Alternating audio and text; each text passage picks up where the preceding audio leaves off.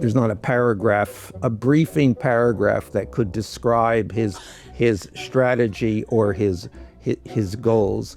And he has consulted with nobody. Nobody knows what is going on. I think Jared Kushner knows what's going on. I think he is probably the only person Trump listens to because he has a credibility derived from having gotten $2 billion out of the Persian Gulf. In any way, when you look at what Trump does, why he does what he does, it is always smart to look at what he can get out of it. What is the personal advantage to Donald Trump? Michael. Joanna.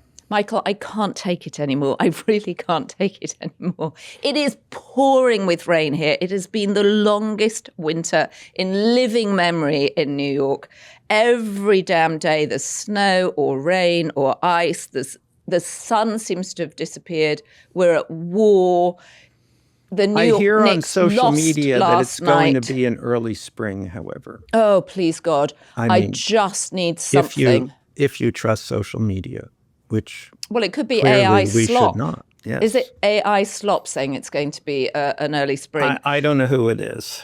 It's like last night and this morning, everything bad came together. The Knicks lose, we're at war, pouring with rain, which is terrible for the hair. And I've had lots of comments about my hair recently saying that it's in my eyes, which it is. So I went to have it cut at the weekend, and it seems to have grown longer since the haircut. So anyway. Well, let's talk about the war, and let's just try to do a review here, which is not easy because you're reviewing a situation in which nobody, literally nobody, has any idea what is going on, why it's going on, where it's going to, and clearly what the end result will be, because no one really has imagined any particular end result. It is run by, so here is a war entirely, 100% run by someone who really doesn't give a shit about any of the rules, the guardrails, the way of thinking about war, about conflict, about the international order. Just doesn't care. I'm literally sure he couldn't find Iran on a map. Yesterday, I interviewed John Bolton, who, as you know, was his national security advisor in Trump 1. And and I really urge everybody to listen to it because he's so frank about how awkward Trump always felt, something you have said when he's in the room with generals and the Joint Chiefs of Staff. And he knows they know more than he does, but he can't stand it. And so he just dismisses it. And as you have often talked about, and Steve Bannon has talked about, the sort of determination to keep information out at the one time when you need as much information as you can possibly get. And well, he's thrown that paradigm on its ear and taken the position that he doesn't need to have information, that actually information is in some ways the enemy. Information and the data and the decision matrix that foreign policy professionals have used for so many generations has only resulted in calamity, which is arguably, by the way, at least in part true. That's the irony, really. The other argument is that we're still here. The world didn't end. The superpowers did not come to a collision.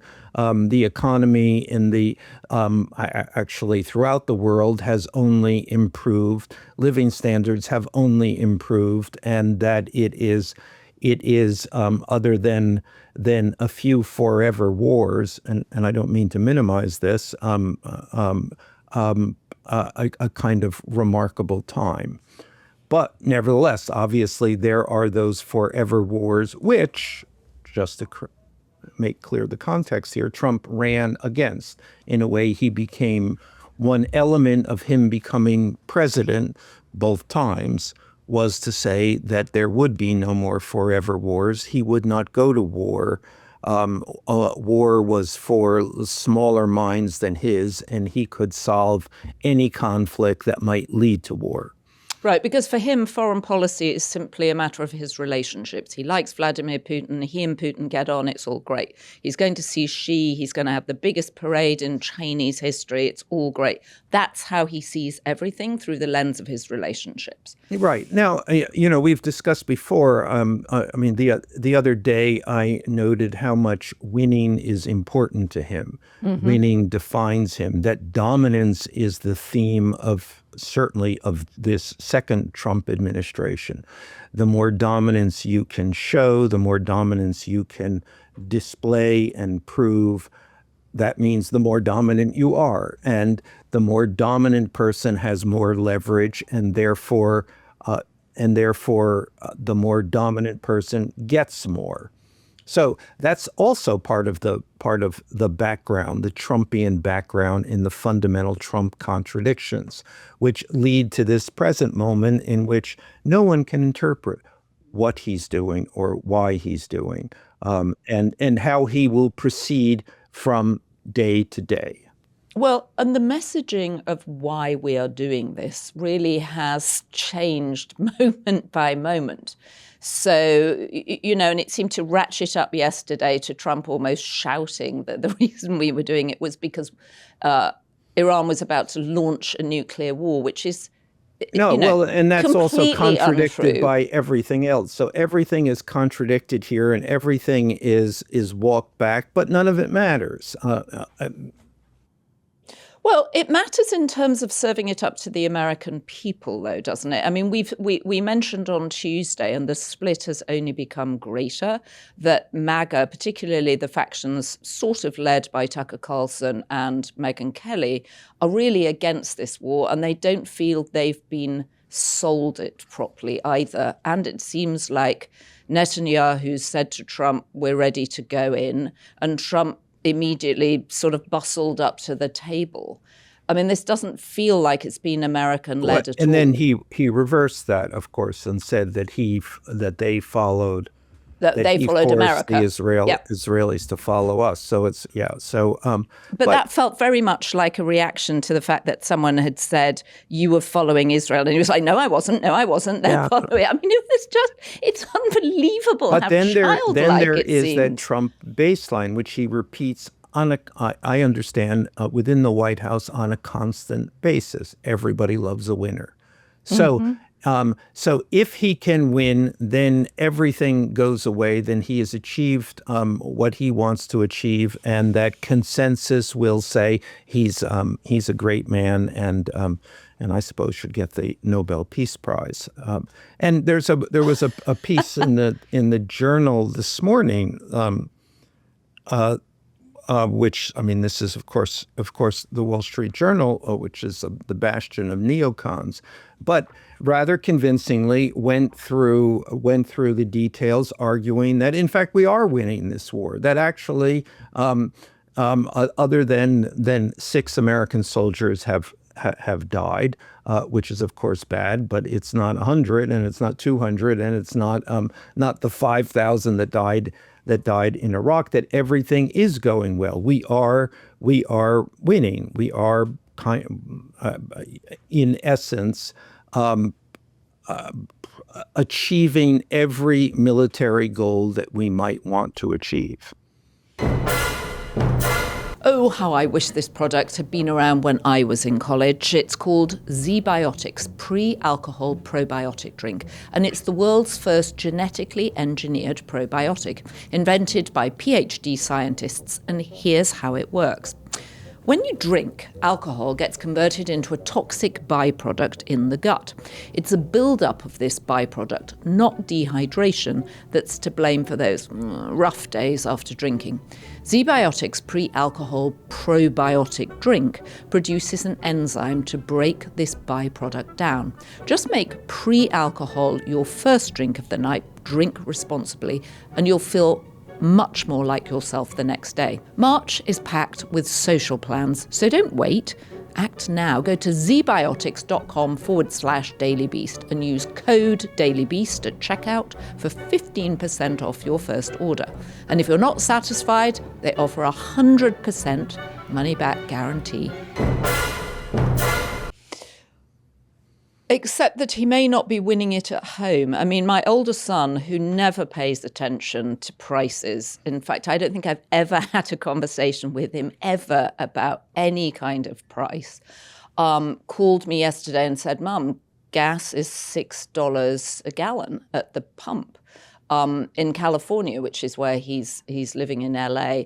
And I do think, in fact, Hugh Doherty, who many viewers and listeners will know, pointed out this morning that the gas is so interesting, not only because it's one of those things that you literally watch as the price, as the ticker goes round in front of you as you're putting the gas in, but men end up doing it. Women are largely responsible for most of the household costs, but actually gas is something that men pay attention to, and the price of gas is up significantly. Yeah, I mean that's clearly one of the variables here. How long does he have? And who's he winning with? Because he may be winning on the international stage in some ways. But there's very little to suggest that MAGA wanted this, even though he says, I am MAGA, MAGA is me, MAGA will do what I want them to. Well, I absolutely. And I hear that argument, and it's a cogent argument. But the other argument, his argument, everybody loves a winner, is also, has also worked for him. And we are in this situation, and it's somewhat asymmetrical. The opprobrium that's being heaped on him in so many quarters, from not just Democrats and liberals, but also from the MAGA side, and also from people at the gas pump, stands in this kind of the split screen with the fact that everything is going well in this war. Mm-hmm. I mean, so far. And many of our listeners are going to say, "Oh no, that's terrible. That's you can't mean that." And just anticipating the liberal point of view here, and which I entirely agree with, except on a strictly tactical military basis. Well, yeah, and the fact they took the leadership and then the sub-leadership out in one go on Saturday is clearly impressive. And the other thing I think is interesting is that, unlike 2003, this is also playing out against the backdrop of the terrible images we saw of the withdrawal from Afghanistan, which felt like a terrible losing moment for the US. I mean, it was, even though it was actually Trump's plan, Biden carried it out. And it's arguably the moment when the Biden administration fell apart. Yep. And you remember those terrible images of people clinging onto the wheel cavities of planes and falling off, and the desperation of people trying to climb over those barbed wire fences, and the babies being passed over. I mean, harrowing photos. And you can see why any president or Secretary of War is really fighting those images. What did you think of Pete Hegseth's press conference? I think every one of the people in this administration has to decide how they are personally going to respond to this. Marco Rubio looks stunned all the time, like where am I? J.D. Vance clearly whipsawed by this. Which side of the divide am I on? And Hegseth is like I'll do anything he says. He tells me to do. I'm in it. Win it for the Gipper. Win it for the Gipper. And I will say, I mean, so much, you can tell so much just by looking at them. And Marco Rubio's speech patterns, normally very fluent, very confident, have started to imitate a machine gun's rapid rattle. They come out in bursts. He seems much less confident, I would say, than usual. I mean, the weird press conference that he had that seemed to be in a random place where someone had caught him in the Capitol. And then no one knowing whether or not Trump is just simply going to undermine them and contradict them. And this is not just them. This is literally everyone in the world, other world leaders, allies or enemies. The Israelis. I mean, the Israelis are like, okay, we better take what we can right now because this could change tomorrow. So hurry up. And poor Keir Starmer, the British Prime Minister, God, who's having a terrible time. Terrible time. He's on the wrong side of every decision. Peter Mandelson bounced as his ambassador from Washington, as we know, which is causing great Sturm und Drang at home.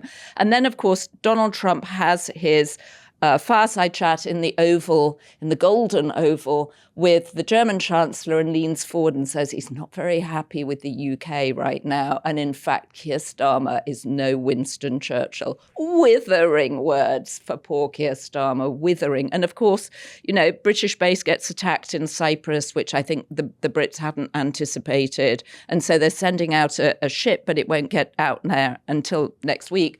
The whole thing feels just like poor Keir Starmer's been caught on the back foot yet again. And now Trump is weighing in on the Chagos Islands. We have this thing. I mean, he's gone into this in a unilateral way. In the past,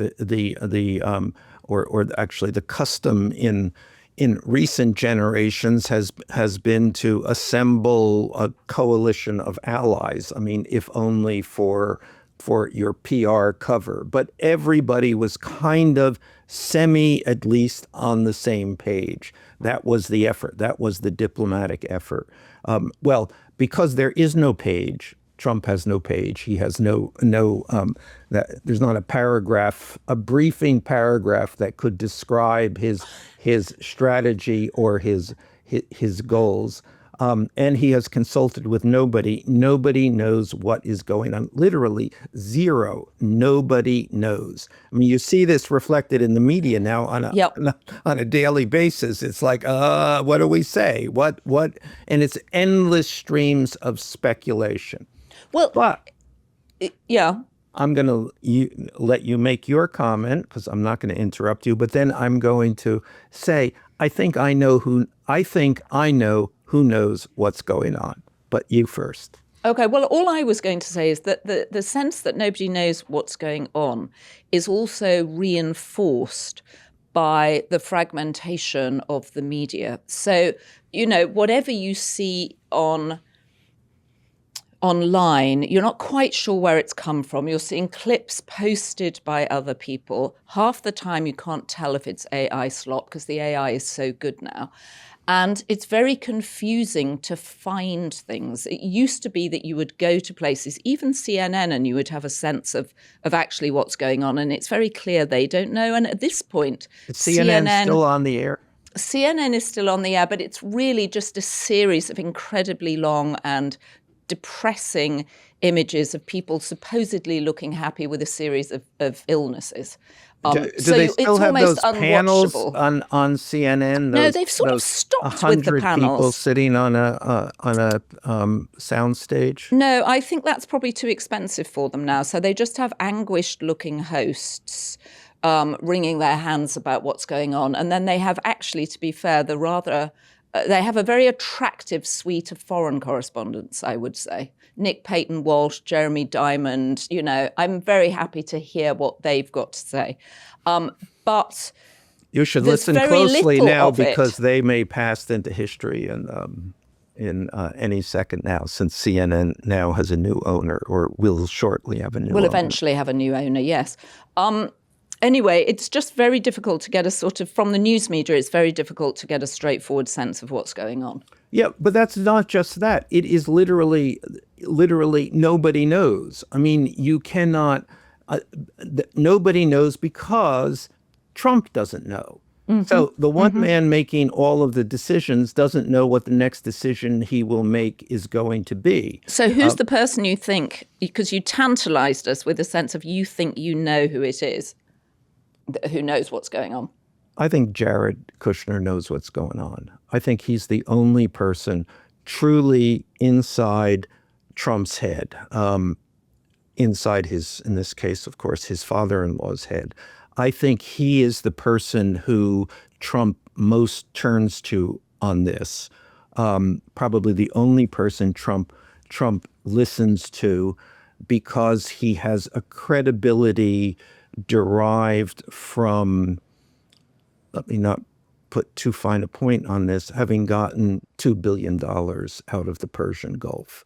And I think that in any way, when you look at what Trump does, why he does what he does, it is always smart to look at what he can get out of it.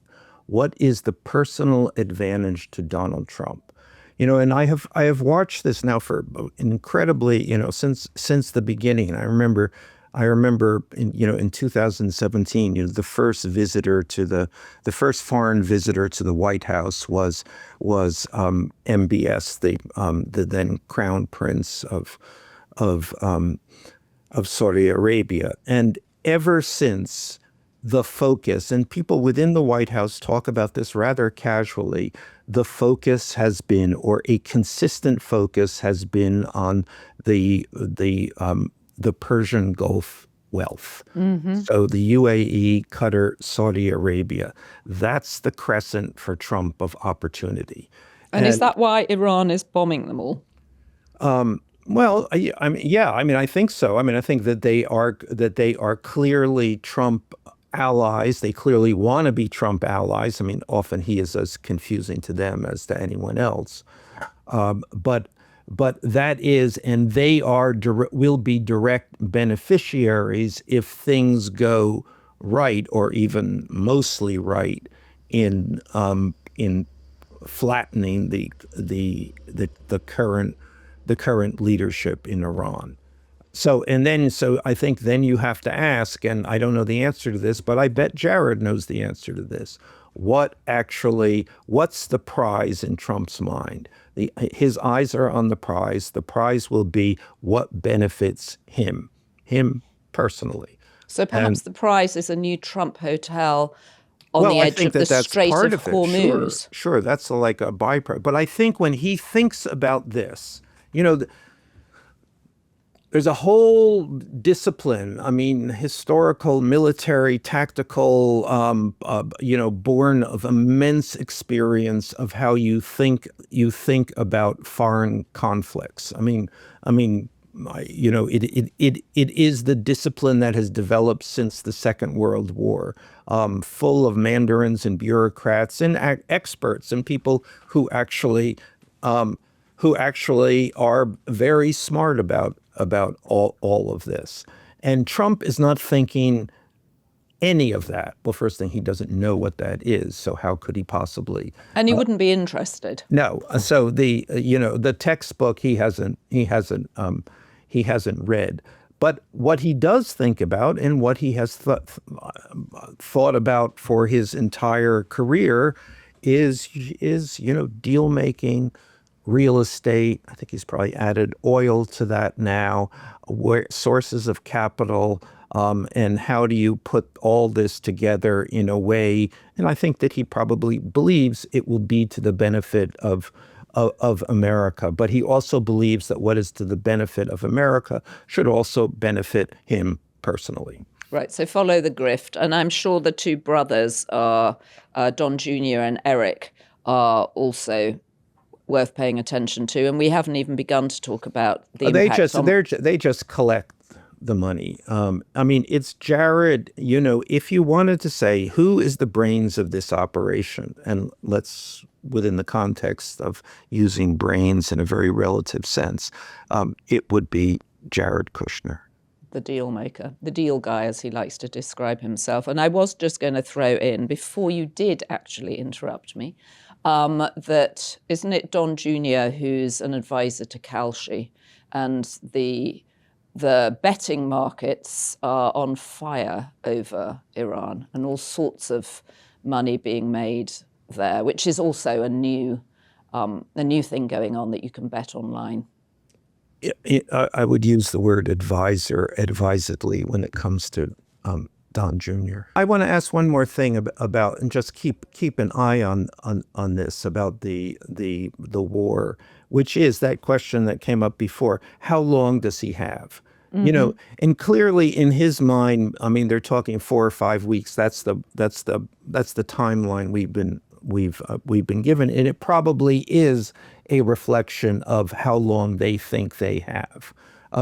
But you know, the thing about war is that it's unpredictable. The thing about Trump's war, it's even more unpredictable than other wars, and at some point, I think that this could end up.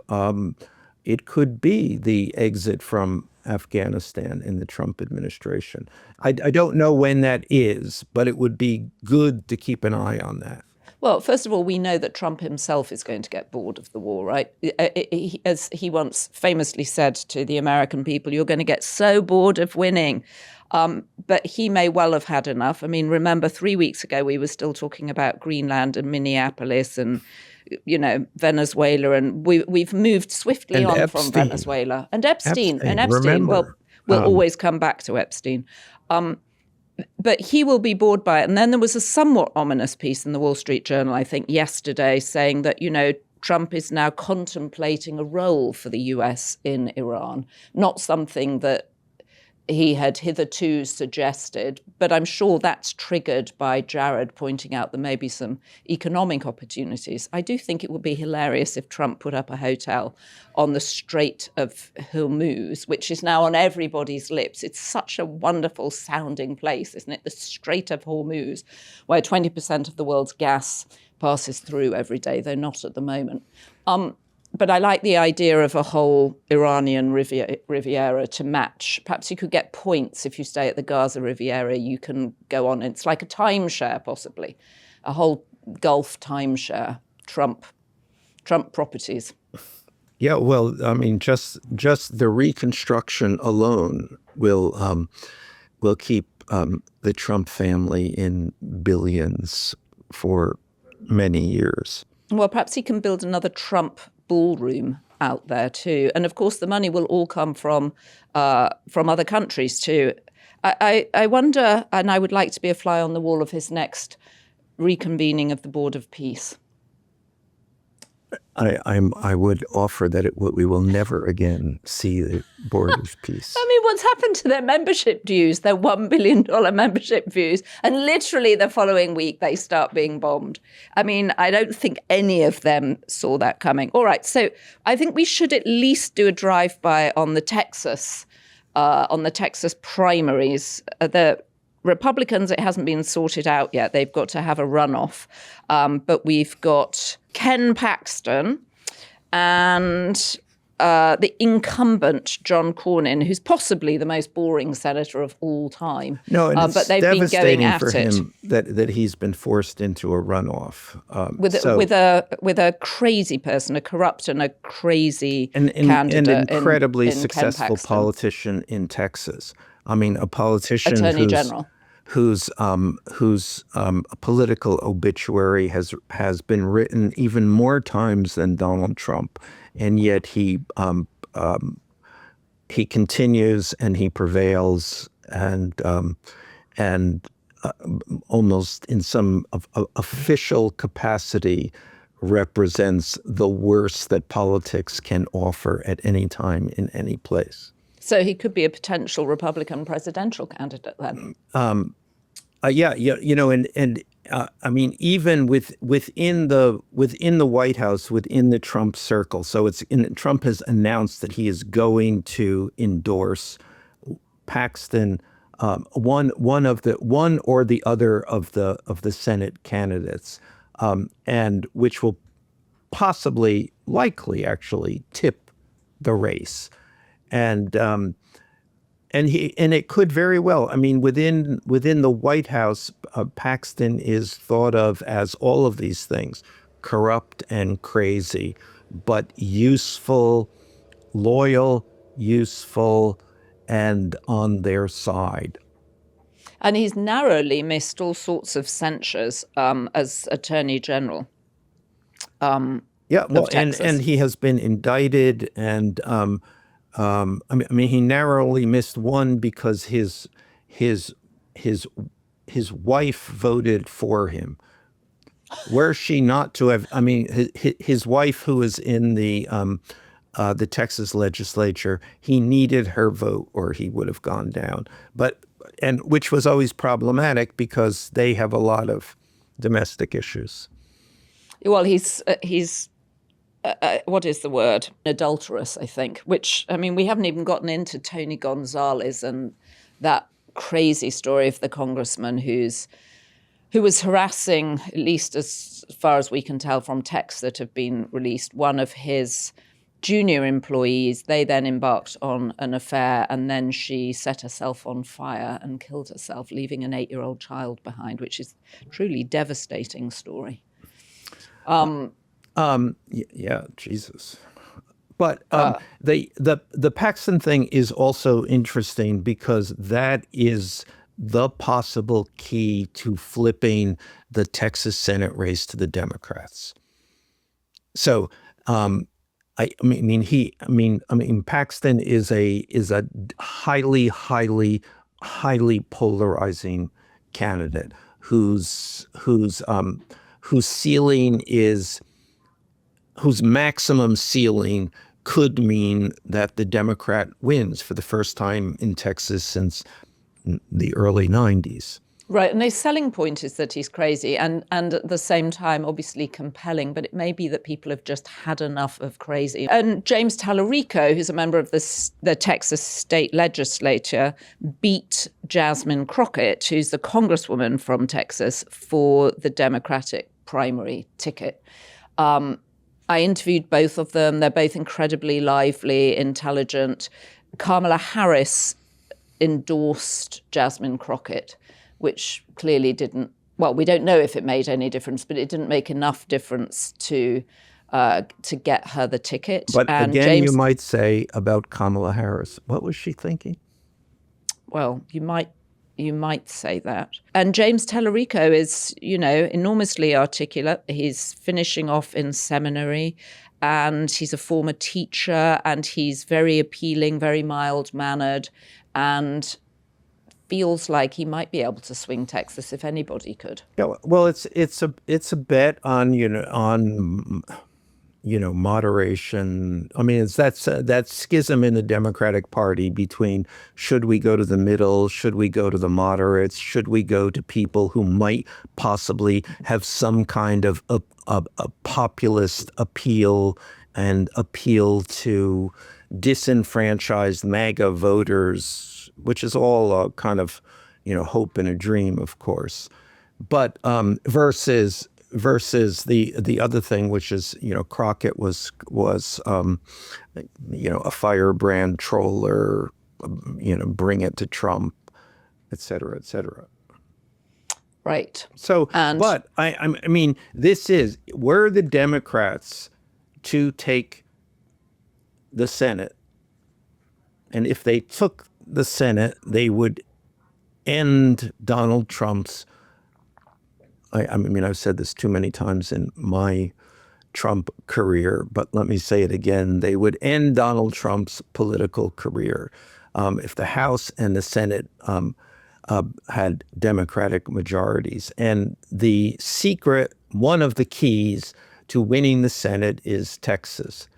They can't win the Senate basically without flipping Texas. Well, you can be sure that a ton of Democratic money is now flooding in to support James Tallarico there. In fact, the first text I got this morning when I woke up was from his campaign asking for money. So they're clearly on the case and very conscious of his potential moment in history. And let's just hope he doesn't go down in flames like Beto O'Rourke does. Do you remember in 2018 yes, no, he was going to be the great new hope? The dream that never dies and the dream that never comes true.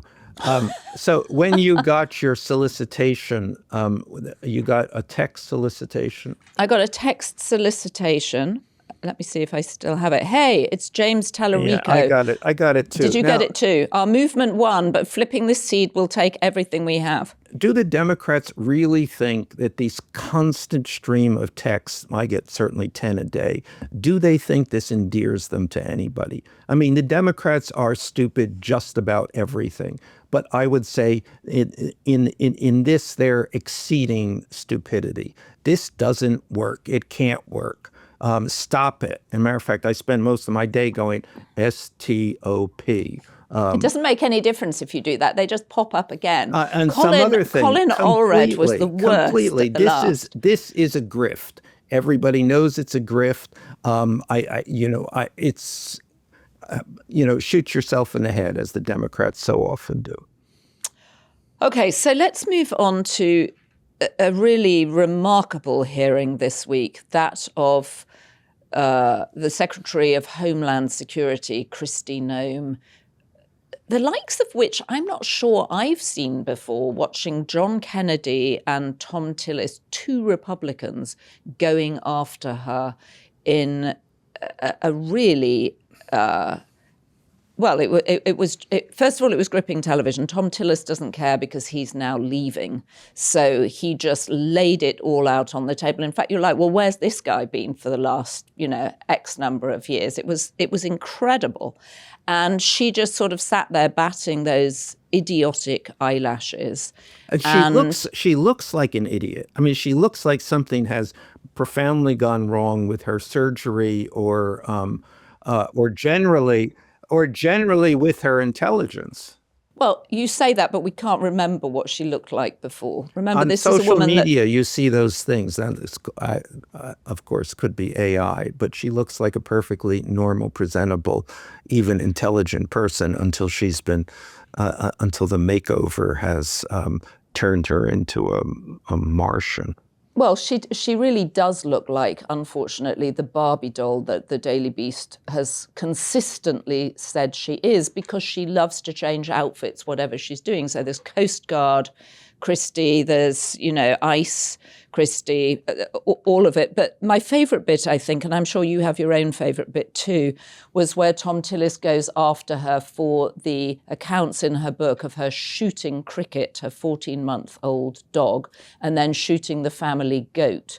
And he just said he trained dogs. This was a bad judgment in her, in his opinion of her, and that she was bringing that bad judgment to running ICE. It was a very compelling argument. And now, of course, there are all sorts of conversations about will she last? Will she last? Well, and is this the wrong time to get rid of her? Tom Tillis for a second, because I think that is emblematic of something. I mean, Tom Tillis is now turning out to be an intelligent, reasonable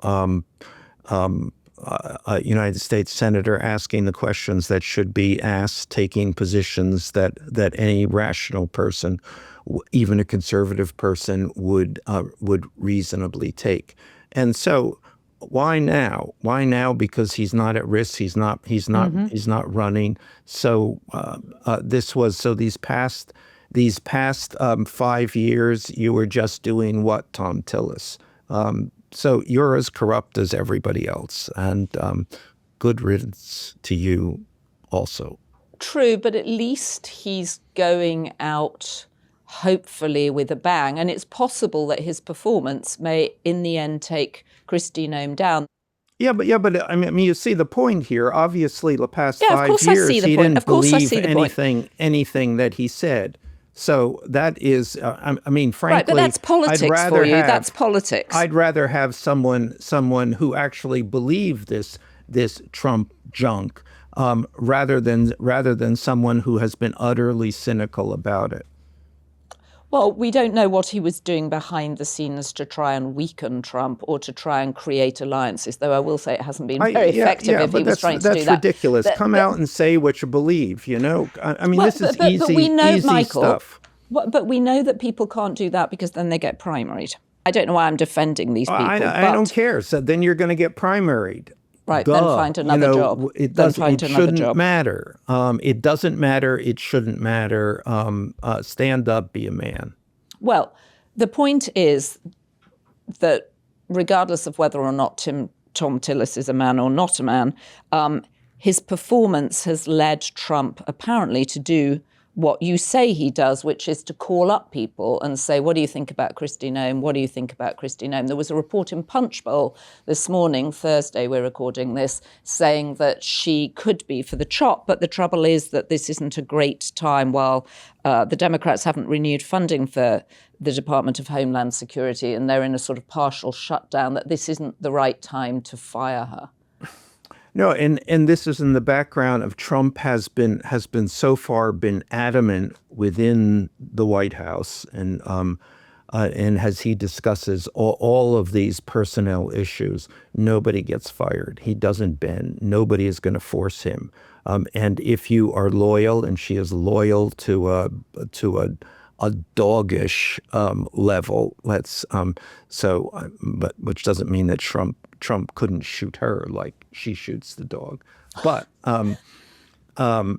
so I think it'll be interesting to see what happens. My guess is that she will survive another doggish day. Well, the only interesting thing, however, to counter that is that John Kennedy, the senator from Tennessee, whose voice I love, it's that incredible deep Tennessee accent, sort of like flowing like molasses, made the point and in fact questioned her rigorously, if slowly, over this advertising campaign that she put up where she suggested that people self-deport because that way it would just be easier for everybody if they could just do her job for them.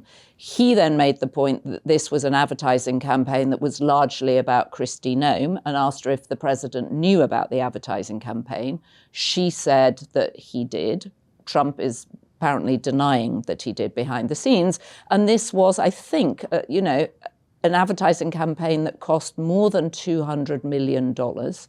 And one of her colleagues' husbands stands to gain a lot of money from this campaign by being an advisor to it.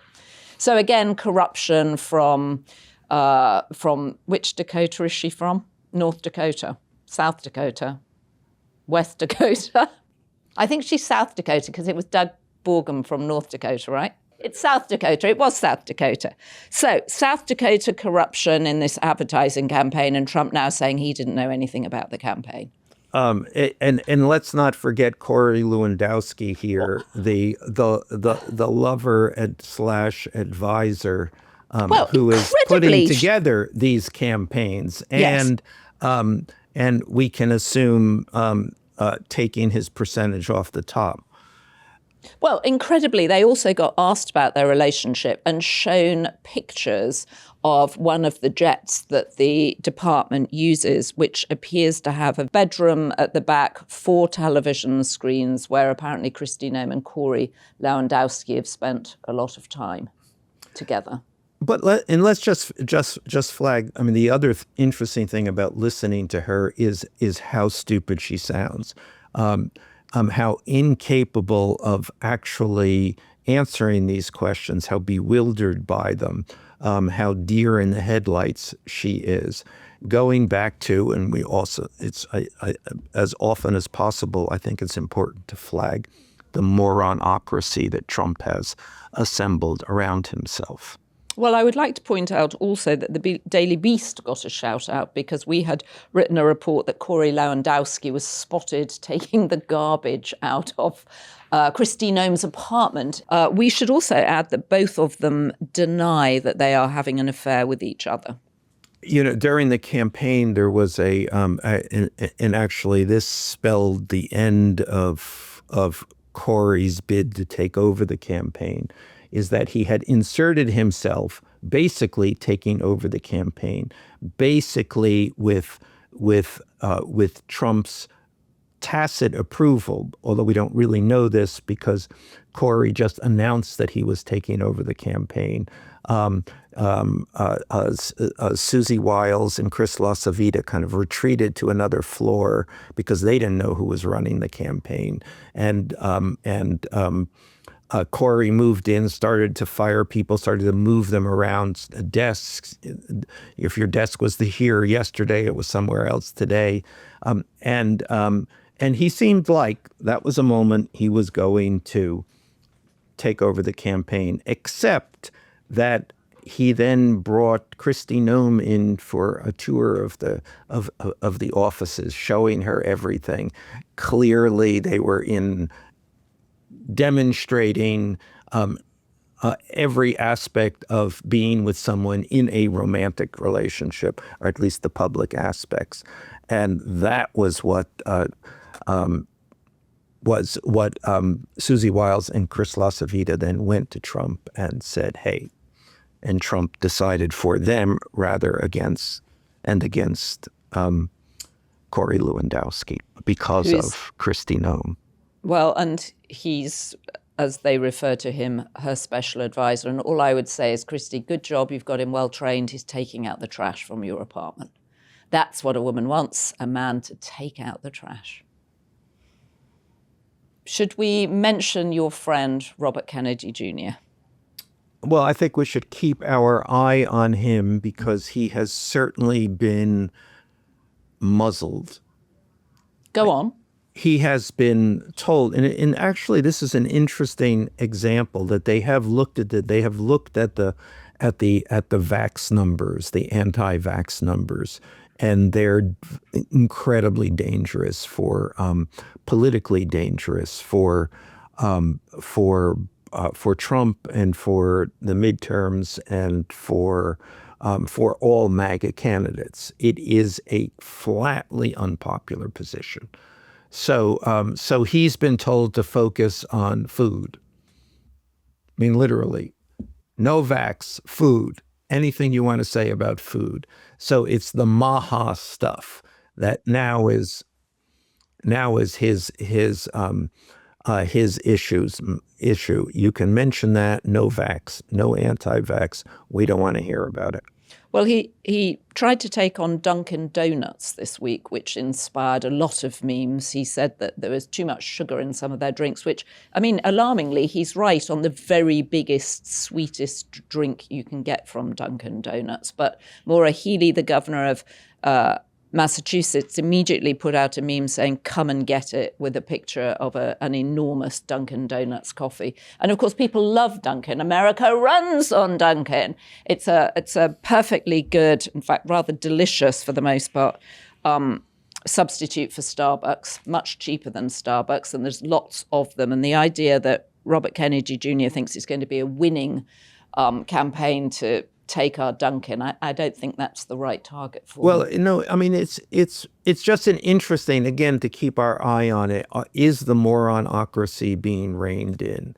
And I mean, is there a perception? And there is a perception. I mean, there's a perception within the White House. There's a perception within the congressional leadership that this is a moronocracy, that these are the stupidest people ever to achieve high office in American government. And for Trump, that's been a kind of badge of honor, a proof that he's the dominant guy. He can do anything he wants, putting clearly unqualified people into significant jobs is just proof that it's his government and he's in charge and no one can say otherwise. But and I was going to say, I think that you sort of saw that with Hegseth's press conference. There he is. He's up there in his funny little suits with his sort of arms that don't quite fit by his side. He's got his stars and stripes pocket kerchief on. He just looks like an American girl doll. He's an American boy doll. I wanted to just read this. "We've taken control of Iran's airspace and waterways without boots on the ground. But when a few drones get through or tragic things happen, it's front page news," he said. And that sense of, I get it, the press only wants to make the president look bad, as if somehow the death of 6 servicemen is being used by the press to trigger anti-Trump statement, when in fact it's being recorded as, what has always been the casualty of war. it's also being used by the press as an indictment against Donald Trump and his conduct of this war. So, I mean, in that respect, the Fair, but it looks so tired to go after the media. It looks so tired to go after the press at this point. Well, tried and true. Possibly. I mean, it has been one of the things that has singularly worked for Donald Trump. I mean, for good reason, because it's the press. Nobody likes the press. The press has no idea what it's doing, and is is in its own way as Kristi Noemish as Kristi Noem. On Tuesday, we discussed, and I think misdiagnosed, the unpleasant rash on the back of Trump's head, which I think is why he appeared a couple of times without a tie, unusually for him.